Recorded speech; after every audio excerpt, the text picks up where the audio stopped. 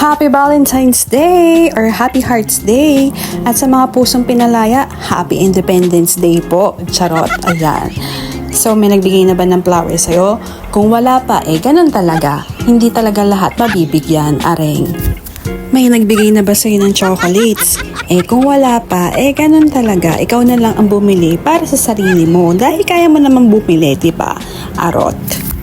Kung may magbibigay sa'yo ng flower or chocolate, sabihin mo, gasol na lang kasi ang mahal na ng gasol, friend. Or kaya, pagkain na lang, pwede namang bigas na lang din, diba? Or kaya naman, mag-alaga ka na lang ng astrophytums kasi masipag naman sila mag-flowers So, yun na lang ang alagaan mo, friend. Ayan. So, magpaplex lang tayo ng mga flowers since araw na mga puso ngayon, friend. Kung may nagmamahal sa'yo, congrats. Kung walang nagmamahal sa'yo, okay lang yan. Pray lang po.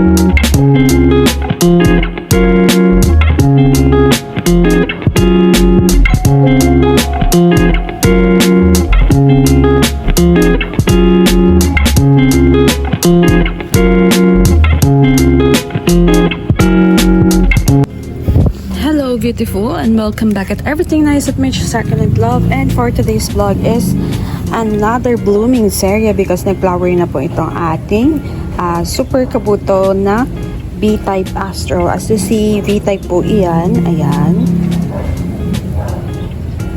Diba? Ang ganda. So, yung toppings nito is pebbles, mabigat siya. Ayan, bigat niya. So, pag pebbles, mabigat. Pagka mga toppings natin is akadama, magaan lang sila. So, ayun. So, ito, pakita ko yung flower niya. Yan. So, ang ganda, no? Bongga.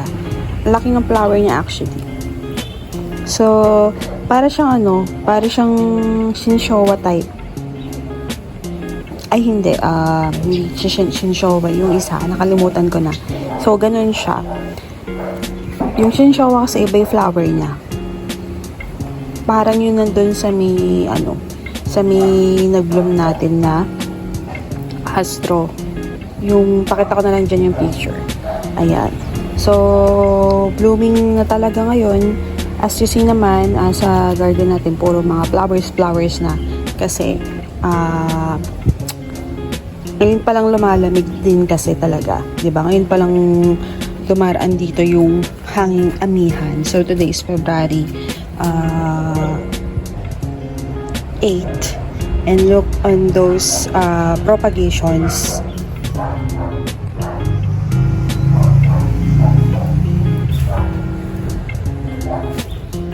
O, diba? Bongga. Kabog na kabog. Nanilaw na tong isa. O, sayang naman. So, ang ganda ng flower nito. This is, ano na nga yung isang flower ng astro. I forgot na kasi. Ayan.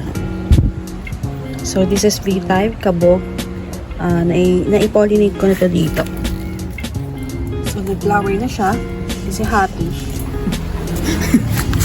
Ano yun, happy? Happy.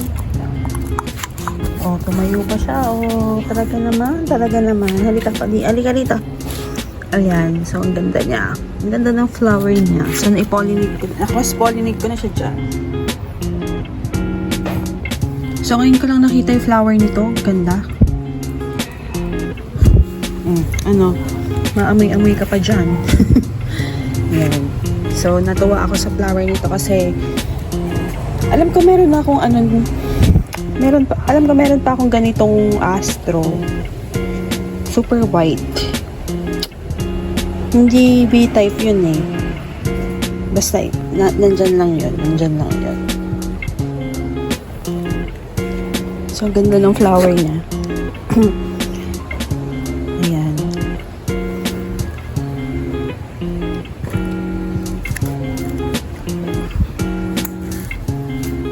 So, yun lang. And, pakita natin yung isang pollination natin. May mag-bloom ulit. Ito. Ayan. So, this is the, ano na ba ngayon? So, mga 2 weeks na. Ganyan na siya. Mabilis lang sila. May mag-bloom na naman tayo dito. Ayan. Ba't ba may walis din? Ayan. So, mga 2 days yan. Bloom na yan. Ito pa isa.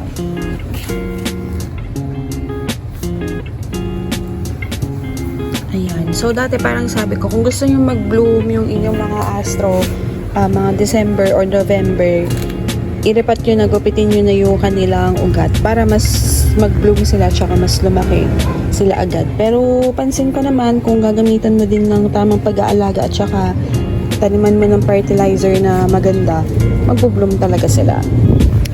So, yun lang ang ating vlog today. Update na lang tayo sa mga susunod.